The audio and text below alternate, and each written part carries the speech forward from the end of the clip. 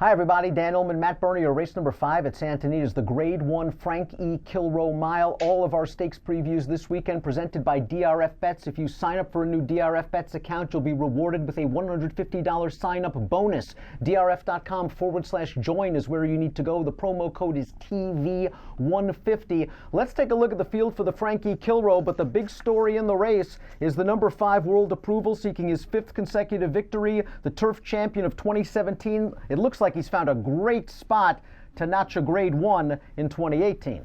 Certainly does. He's just rock solid, isn't he? He shows up triple-digit buyer after triple-digit buyer. He won the Turf Championship last year for the Eclipse Awards, as you mentioned. He won the Breeders' Cup Mile. He really hasn't done a heck of a lot wrong recently. It's one of those things that Tampa Bay Stakes, I can understand anyone that thought it was a little bit lackluster.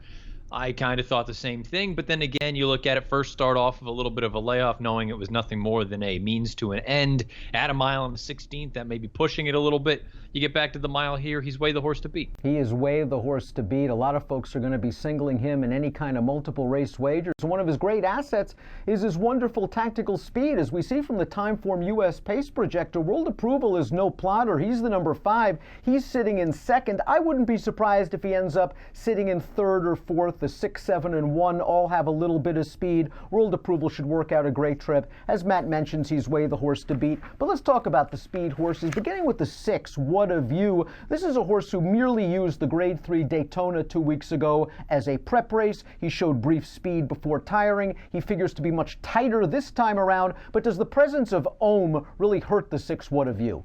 Oh, I think certainly it at least compromises him a little bit. I also personally believe that What a View's lost a little bit on the fastball. I don't think he's the same horse he was 2 years ago when he was out there winging it and dinging it on the front end, winning big races. I think he's nice. I think he can go and make – look, anytime you've got the kind of speed that he has, you can make things interesting for a little while. But with Ohm to your outside, you're going to have to go from gate break. He won the Kilroe in 2016, just missed in this race last year, is What a View. But as for Ohm, I think they finally found the key to his success in his most recent start. You just have to go with him. They've tried to sit and rate with him on occasion, and he's run okay, but he never was able to get over the hump. Last time out, Flavien Prat just sent this horse. He opened up a gigantic lead. He took on Bowie's Heroes Challenge entering the turn, and he just kept right on trucking to a game performance.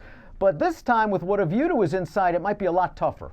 Yeah, I can't imagine him clearing off, and if he does, I think he's just gone simply too fast. I think he's going to go press the pace.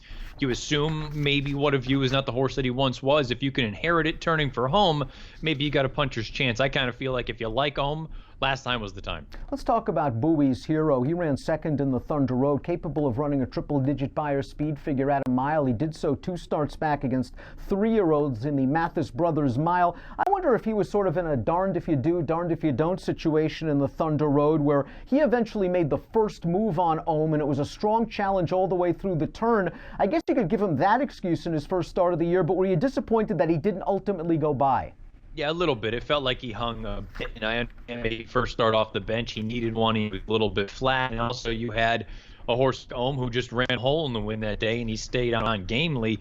I think you can see a combination of things. I would expect him to move forward in that second start off the bench, but at the same time, I kind of feel like that last start with that field was the time to have this horse because going to be facing better horses, including World Approval. Next Chairs finished 3rd in the Thunder Road last time out. Now, he hung back all the way near the tail end of the field, really appreciated the fast pace that Ohm was setting. He came widest turning into the stretch. Another good rally. This horse has really improved in his last several races. He was doing well for Bill Mott towards the end of his 4-year-old campaign. His 2 starts in Southern California have all been good, and I guess he's got a puncher's chance considering we should get a solid pace. Yeah, if they throw it down early, you know this horse is going to be running late. I think he ran very, very well considering he was coming from so far out of it. But again, it's a scenario where if you couldn't get it done last time, how are you going to get it done against better horses this time? Next Chairs and his uncoupled stablemate Free Rose have a positive formulator fact in their corner. Here's the stat for trainer Richard Baltus. The past year with older turf riders making their 3rd start following a layoff line, 26% and a positive return on investment. We'll get to Free Rose in a second. I do want to talk about the number 4 Syntax. We have not seen this horse since May. This is a really long layoff for the horse that really sort of found himself going long distances last year for Phil D'Amato. I can make the argument he was best in the Whittingham last time out. My trip notes and formulator have checked in, tight traffic, mid-stretch, altered course, sharply to rail, big gallop out. He was very unlucky in that race, but I think this is just a means to an end, just a prep for longer races down the road. Yeah, that's kind of the way I look at it. He really took his game to the next level when they stretched him out to those really long distances. This, to me, feels like nothing more. Let's get a race under his belt and then stretch him out. We'll take a look at our top picks now for the Kilroe Mile. Again, World Approval's the most likely winner. He's probably going to win. A lot of folks are going to single. These two are kind of value stabs, but maybe horses you might want to use underneath World Approval and exotics. You and I had a long discussion about Channel Maker after his most recent start on the Gulfstream Park turf. I think it's fascinating that Bill Mott chose this spot. Yeah, you and me both. This was not a spot that I anticipated him showing up in. I've always been of the opinion this horse is best at a distance like 1.1 miles or 1.25 miles. You and I have talked about, is he better at even longer distances out to 1.5 miles? I expected him to run into McDermott last weekend at 1 3/8 miles. Instead, he shows up here. But you know what? I have to be honest. 1 mile, I don't think, is a completely outrageous place for this horse. When you go back and look at that Gulfstream Park turf, a peculiar ride, we'll leave it at that, with Nick Juarez, where he was down on the inside. If he had angled out and come with a run, I don't think he's going to win, but I think he threatens to hit the board, and instead he's bottled up behind runners, and he came on with a run at the end. It was far too late, though. I think if they throw it down the way the Timeform US Pace Projector suggests, I think this horse is going to come rolling from the back. You get Javier aboard, never a bad thing.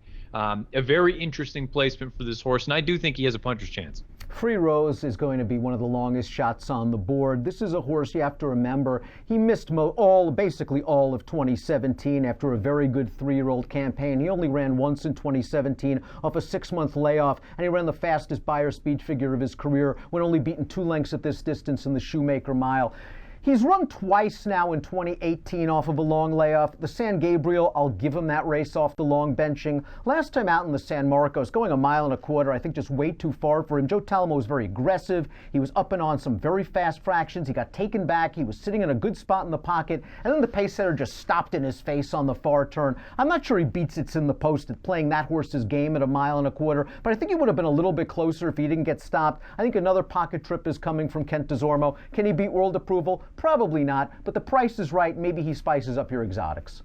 Yeah, I look at those 2 runs. I think both distances were too far for him. I think he is a stone cold miler, in my opinion. And, if he can get close, let's say there's a scenario where What Have You and Ohm just go guns blazing early on. If Free Rose sits in just behind them, all of a sudden this thing turns into a very, very interesting trip for for Kent DeZormo, rather. I think this is an interesting runner.